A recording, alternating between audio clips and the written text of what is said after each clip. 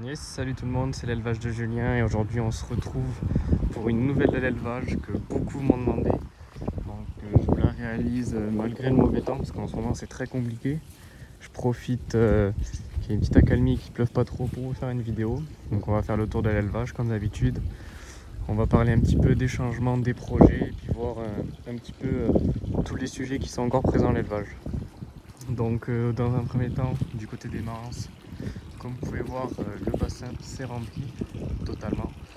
Donc comme je vous ai dit, il a beaucoup plu en ce moment. C'est assez compliqué pour vous tourner des vidéos, mais je vous avais promis une nouvelle de l'élevage, donc je vous la fais. Alors chez les marrons, il y a eu beaucoup de changements puisqu'il n'y a plus rien. Donc j'ai vendu les derniers sujets il y a une semaine. J'arrête définitivement la race, donc j'ai plus aucun sujet. Il reste juste ma poule noire croisée qui ressemble un peu à une NCC. Qui est toute seule pour l'instant, mais qui va être très vite accompagnée de nouvelles copines. Donc elle continue de pondre. D'ailleurs on a fait un œuf. Mais voilà, le parc est maintenant totalement vide. Il n'y a plus de marance. Donc voilà, j'ai décidé d'arrêter la race. C'était très compliqué, j'arrivais pas à progresser. J'ai eu des problèmes sur les jeunes, ça m'a un petit peu dégoûté. Donc voilà, j'ai voulu arrêter la race pour me consacrer à une nouvelle race, la Cochin. Donc que j'ai passé d'ailleurs à l'extérieur, on va le voir juste après. Ici chez les Pékins, pareil, il y a eu quelques changements. Ici à gauche c'est le parc des bobtails, donc on y retrouve un coq perdrix porter bobtail, donc qui est né de ma reproduction l'année dernière, de ma poule perdrix frisée porter bobtail, qui d'ailleurs m'a déjà donné des jeunes avec le coq bobtail belge que j'avais ramené et qui est malheureusement décédé, mais je vous montrerai les naissances juste après. À l'intérieur il y a les deux poules, ça pond à fond en ce moment, c'est cool. Mais voilà, bon, elle reste un peu à l'abri parce qu'avec le mauvais temps c'est pas facile, c'est très humide. Voilà les poulettes, moi c'est difficile de les apprécier, tout le monde est humide. C'est vraiment pas la meilleure période pour vous faire des belles vidéos et des beaux plans. Mais bon, ça permet de vous montrer un petit peu tous les changements. Ensuite à côté, ça change pas, c'est toujours le parc un peu mélangé pré-reproduction. Donc pour débuter la reproduction avec les noirs cailloutés, j'attends d'une part des nouveaux arrivants, mais surtout que le temps s'améliore un peu. Ici ça n'a pas changé, juste tout le monde a fait sa mue. Bon, le coq lui n'a pas totalement terminé, les perdrix non plus. Là vous voyez les noircailles, la noircaille et la bleu-caille sont vraiment jolies une fois terminées. J'ai hâte de débuter la reproduction en espérant avoir plus de chance et de résultats cette année. Pareil, ici ça recommence tout doucement à pondre, mais bon c'est pas vraiment la saison. On n'a pas d'œufs, je les ai ramassés tout à l'heure. Voilà, ça reprend tranquillement, certaines arrêtent. J'ai même une poule qui couvre, je vous montrerai tout à l'heure au bâtiment. Ensuite ici, nouveau parc. Donc je vous ferai une vidéo sur la création des parcs. J'ai commencé la réalisation, mais comme vous voyez, il va y avoir un autre parc qui sera réalisé un petit peu plus tard quand les beaux jours reviendront. Parce que là, j'en ai pas encore l'utilité, je préfère laisser l'espace pour les cochins. On a également amélioré tout le tour du filet pour rehausser tout ça. Parce que pour circuler, c'était pas très pratique. Puis quand je devais passer la tondeuse, pareil, c'était plus compliqué qu'autre chose. Donc on a tout rehaussé, je vais mettre de la ficelle tout autour pour bien tendre tout ça. Mais en tout cas, c'est vraiment plus agréable pour se balader. Alors ici, dans ce parc, tout est mélangé, hein. Les cochins dorment dans le poulailler Cucciolata à ma droite, mais j'ai tout ouvert. On a une jeune bleu cailloutée de l'année, juste ici. On a ma poule bleue belge. On a derrière un coq noir caillouté que j'ai ramené de Limoges. Je vais essayer de vous montrer. Les deux cochins, d'ailleurs, il y en a une qui commence à pondre. Elles ont quasi 5 mois. Elles commencent déjà à pondre, donc c'est cool. Elles sont pas du tout terminées, hein. Elles sont encore bien jeunes. Mais c'est sympa, ça change d'avoir une nouvelle couleur de blanc à l'élevage. Dites-moi ce que vous en pensez dans les commentaires de cette nouvelle race. Ici on a une poule noire frisée porteur caillouté, donc issue d'un croisement avec un perdrix, croisement involontaire, mais qui au final va m'aider pour conserver ma souche de frisée, puisque j'ai plus aucune frisée à l'élevage. Enfin, à part la perdrix, je veux dire, j'ai tout perdu en caillouté. On peut voir la bleu caille assez sympathique, pas, mais bon, avec l'humidité c'est difficile d'apprécier tout ça malheureusement.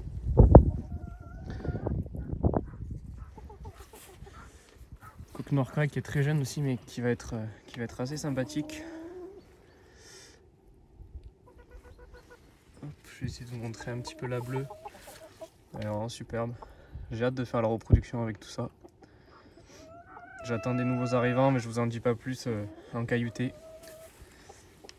C'est du très lourd qui va arriver prochainement. Vous voyez, elle est vraiment magnifique cette poule. Pareil, elle n'est pas finie.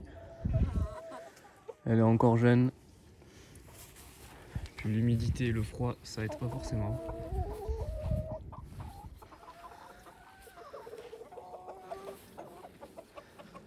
Je sais pas si je vous avais montré, mais j'avais refait des nouvelles plantations. Donc j'ai planté des petits arbustes ici, ici et ici.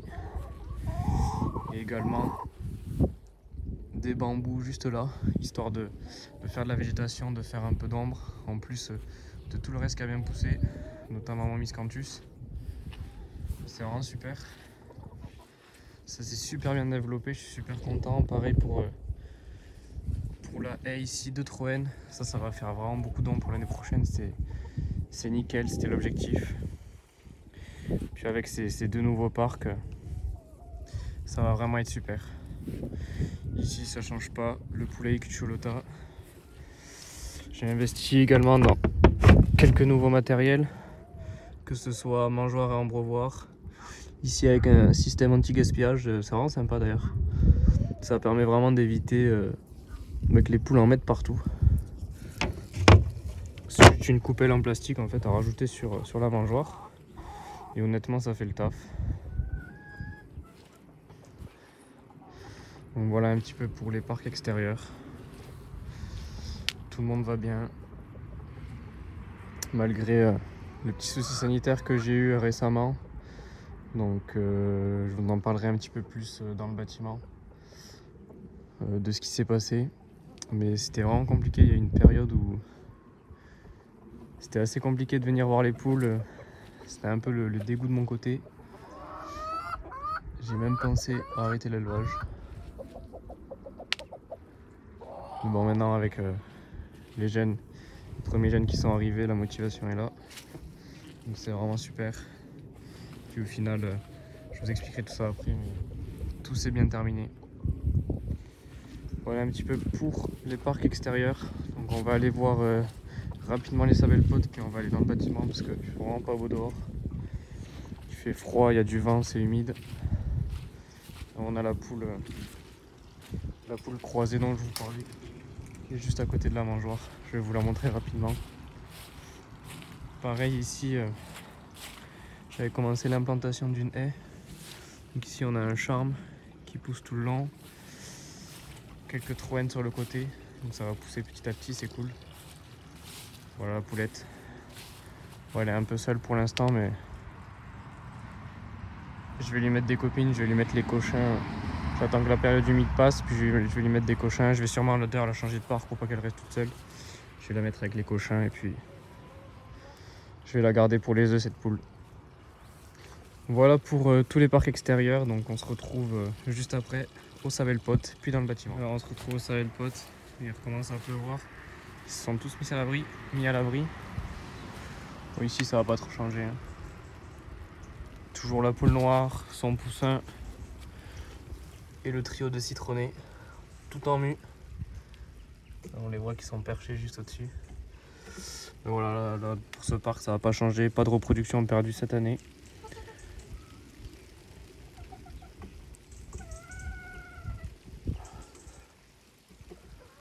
En tout cas c'est sympathique à voir dans le jardin. Voilà, je sais pas trop vous en montrer plus, on va aller directement dans le bâtiment parce qu'il commence à pleuvoir. Allez, on arrive au bâtiment. Pareil, ici, il y a eu quelques changements. Vous allez voir ça. Je vais allumer toutes les lumières, qu'on y voit un peu mieux. Hop. D'ailleurs, tout est réglé sur minuteur. Je vais vous expliquer un peu le fonctionnement. Voilà, on devrait y voir un petit peu mieux. Donc, bon, le bâtiment en soi n'a pas trop changé. Toujours le premier parc à l'entrée. Petite étagère de rangement. À gauche, c'est pas terminé encore, c'est juste rangé. Pour l'instant, ici, ça va changer. On avait testé des choses pour voir comment organiser les cages d'exposition, mais c'est pas assez long. Donc, ça me sert un peu de rangement pour l'instant. Ici, dans la poussinière, on a une poule coucou doré avec ses 4 poussins coucou dorés qui ont 2 semaines maintenant. Ça commence à pousser, c'est sympa. Ils sont à l'aliment démarrage.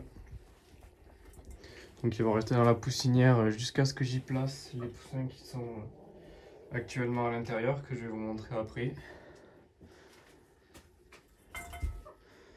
Et pour le bâtiment, ça va pas trop changer. Il y a quelques projets pour aménager ça en parc, en autre parc de reproduction et ou d'élevage des jeunes. Je vais leur donner quelques friandises.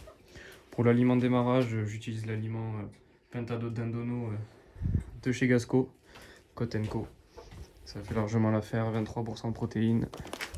Pour le démarrage, c'est parfait. Ensuite, quelques friandises de temps en temps le week-end quand je rentre. De chez Ma Salle Meilleur, que vous pouvez retrouver dans la vidéo précédente. Tout le monde en raffole. Vous allez voir ça. Ça fait un petit complément en protéines. Ça les booste dans la croissance. Aussi avec le temps qu'il fait en ce moment. Là vous voyez, même les poussins ils adorent ça. C'est super. Voilà, il suffit juste d'en donner quelques petites larves de temps en temps. Ça suffit largement, ça reste un complément alimentaire. C'est pas une alimentation à part entière. Faut le voir comme des friandises.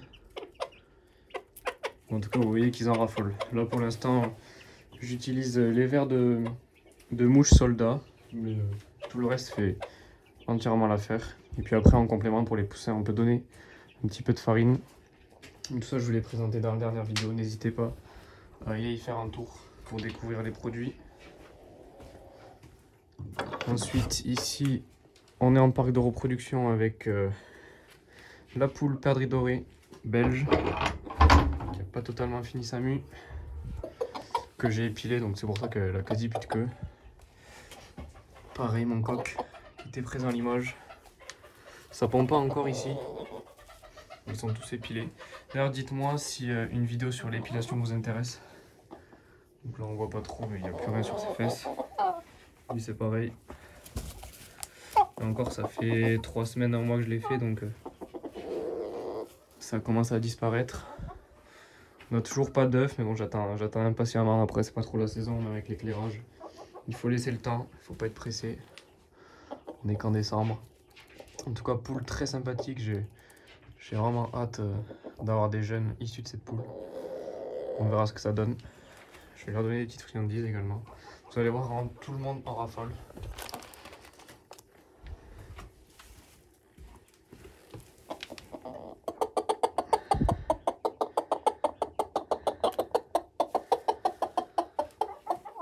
Après, vous pouvez juste les mettre dans la gamelle comme ça. Ne vous inquiétez pas, ils vont les manger. Donc pour ce parc, ça va rester comme ça. Ensuite, on va intégrer, je vais intégrer les mères de Scock pour faire fils-mère. Et avoir du perdrix doré bleu à nouveau, parce que cette année, j'ai rien gardé. Je vais laisser ouvert. Ensuite, à côté, on a toujours en premier le parc de coucou doré. Donc il n'y a plus qu'une poule en plus de celle qui est avec les poussins. Malheureusement, une n'est plus de ce monde. Donc en fait, suite à l'exposition de Limoges, j'ai été touché par la variole. Donc variole diphtérique qui touche les poumons, en fait les bronches.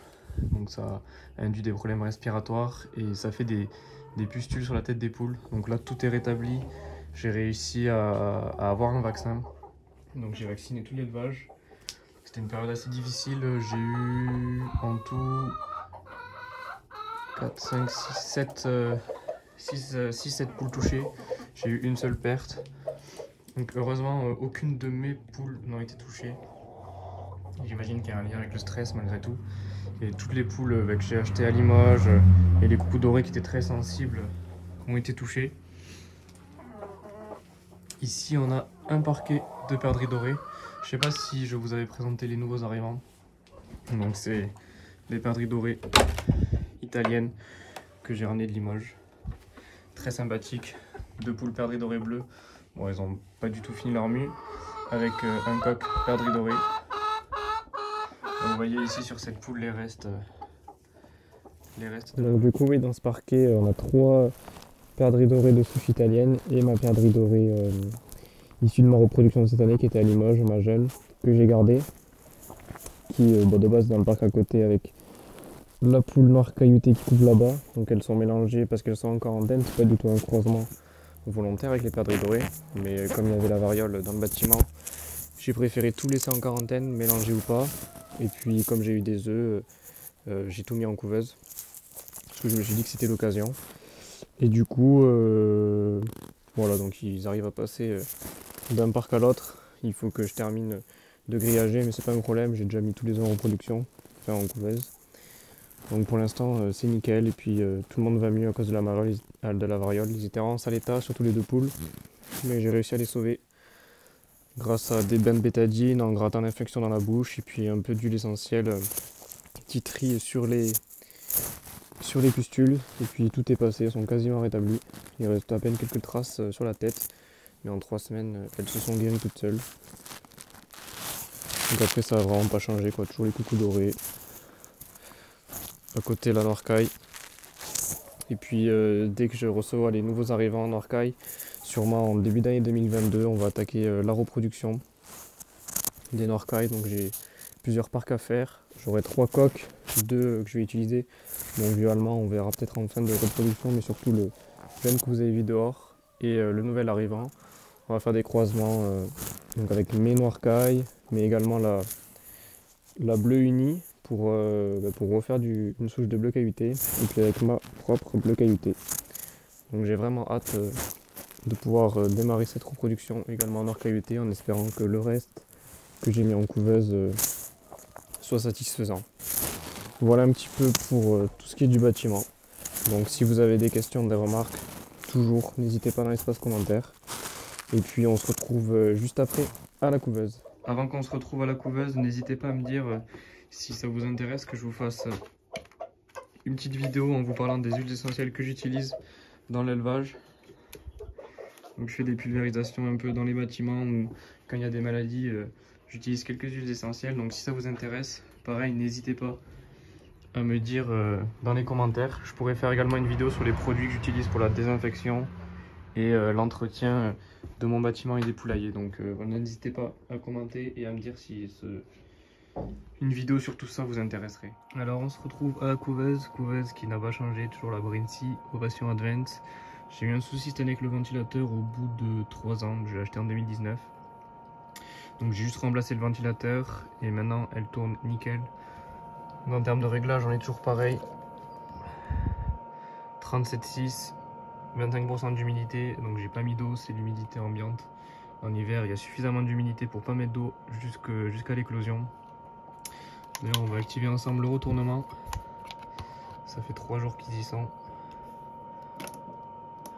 Très simple.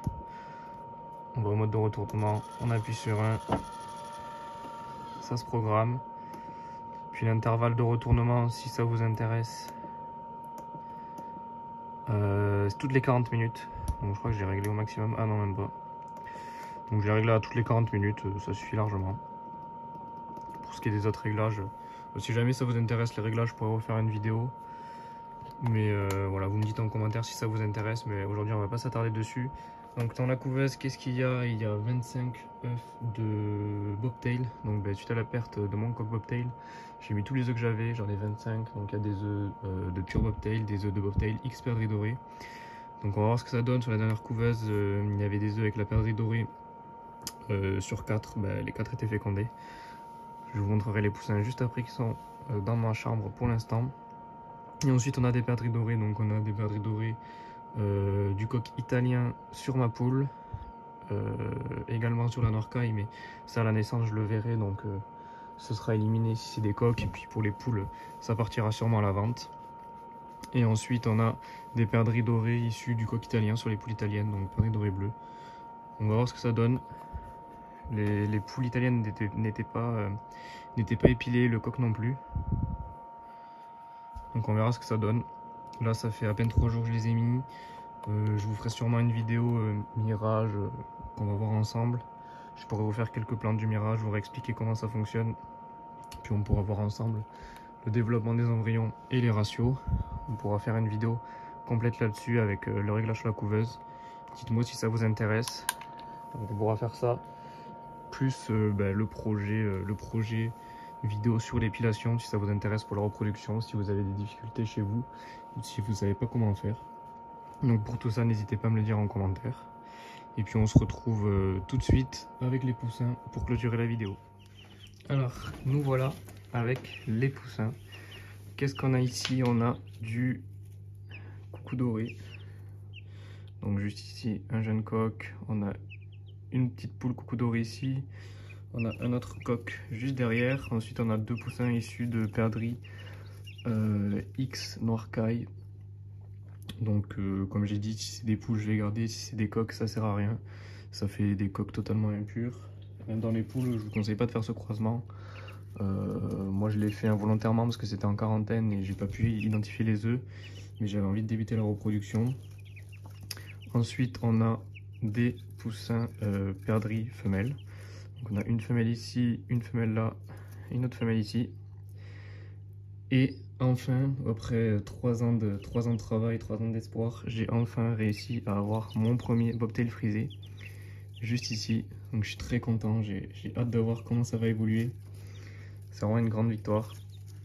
Ça fait 3 ans que je bosse là-dessus, donc je suis vraiment content, c'est super. J'ai hâte de voir ce que ça va donner. Ça c'était la première couveuse que j'ai faite, donc il y avait au total 30 œufs, on se retrouve avec 2, 4, 6, 8, 10, 11 poussins. Bon, c'est pas énorme, mais ça fait l'affaire. J'ai eu une dizaine, près de 10 coups dorés qui sont pas arrivés à terme, donc je suppose que c'est à cause des mycoplasmes qui ont stoppé le développement. Et puis dans les perdrix dorés, la fécondité était moyenne. Et sur les bobtails, par contre, j'avais que 4 œufs et les 4 sont arrivés à terme, donc ça c'est cool. J'avais fait une couveuse test et la fécondité était bien moins médiocre, pardon. Et surtout que j'ai pas épilé chez les bobtails, j'avais mis les œufs parce que je les avais. Et là, dans la couveuse actuelle, j'ai mis les œufs pareil parce que je voulais essayer de sortir des jeunes avec le coq que j'ai perdu. Donc on a mis un peu ça dans la précipitation et puis il n'y a plus qu'à croiser les doigts. Donc voilà un peu pour les poussins, ce que ça donne.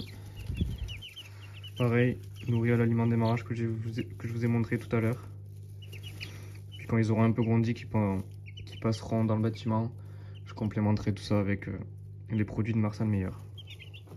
N'hésitez pas d'ailleurs, je le répète, allez voir ma dernière vidéo, vous pouvez profiter de 5% de remise sur votre première commande. Donc c'est toujours ça, j'ai réussi à négocier ça avec lui pour vous. Donc vraiment profitez-en si les produits vous intéressent. Puis voilà un petit peu pour les naissances, pour cette nouvelle de l'élevage. Dites-moi en commentaire si les vidéos que je vous ai proposées vous intéressent, que je sache si je les filme ou pas. Et pareil, si vous avez des suggestions de vidéos, faites-m'en part. Si vous avez des questions, si vous avez des avis, libre à vous de commenter. Laissez également un pouce bleu, ça m'aide au quotidien pour développer la chaîne. Activez les notifications pour rater aucune vidéo. Et si vous n'êtes pas abonné, abonnez-vous. Puis moi je vous dis à la semaine prochaine pour une nouvelle vidéo.